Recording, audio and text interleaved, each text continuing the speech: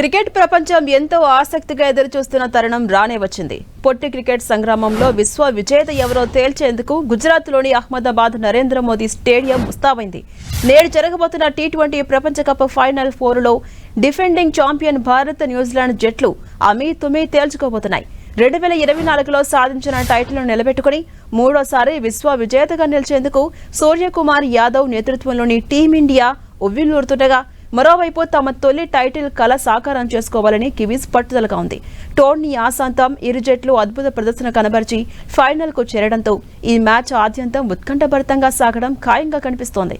ఈ మెగా ఫైనల్లో ప్రధానంగా భారత పేస్ బౌలింగ్ విభాగానికి న్యూజిలాండ్ టాప్ ఆర్డర్ బ్యాటర్స్ కు మధ్య జరిగే పోరు మ్యాచ్ ఫలితాన్ని శాసించే అవకాశం ఉంది. ఈ టోర్నీలో భారత బౌలర్స్ జస్ప్రీత్ బుమ్రా, హర్షదీప్ సింగ్ పవర్ ప్లేతో పాటుగా డెత్ ఓవర్స్లోనూ అద్భుతంగా రాణిస్తున్నారు. ముఖ్యంగా మొదటి 6 ఓవర్లలో భారత్ 7.5 ఎకానమీ రేట్ను నమోదు చేసి ప్రత్యర్థులను కట్టడి చేస్తుంది. అయితే కివీస్ ఓపెనర్స్ టిమ్ సీఫెట్, ఫిన్ ఫామ్లో ఉండడం భారత్కు పెద్ద సవాల్. ఈ టోర్నీలో అత్యంత వేగవంతమైన సెంచరీ సాధించిన అలెన్ అత్యధిక స్ట్రైక్ రేటుతో బౌలర్స్పై విరుచుకుపడుతున్నారు.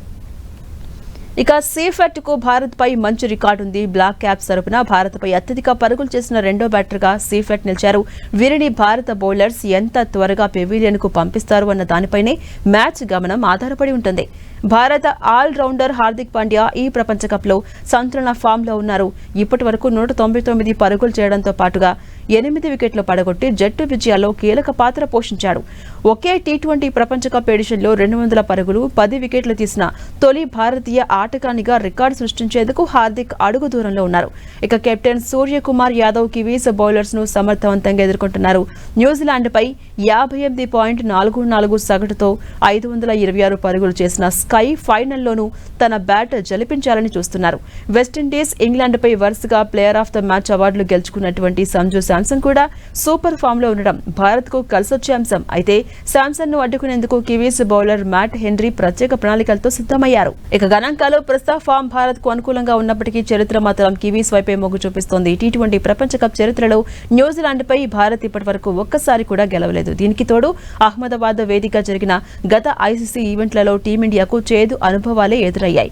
ఈ ప్రతికూలతలను అధిగమించి సొంతగడ్డపై వరుసగా రెండోసారి కప్పు గెలవాలని రోహిత్ సేన పట్టుదలగా ఉంది. మరోవైపు భారత్ పై టీ20లో 30 వికెట్లు తీసిన రికార్డున్నటువంటి స్పిన్నర్ ఈష్ సోధిని తుది జట్టులోకి తీసుకుని భారత్ ను దెబ్బకొట్టాలని న్యూజిలాండ్ యోచిస్తోంది.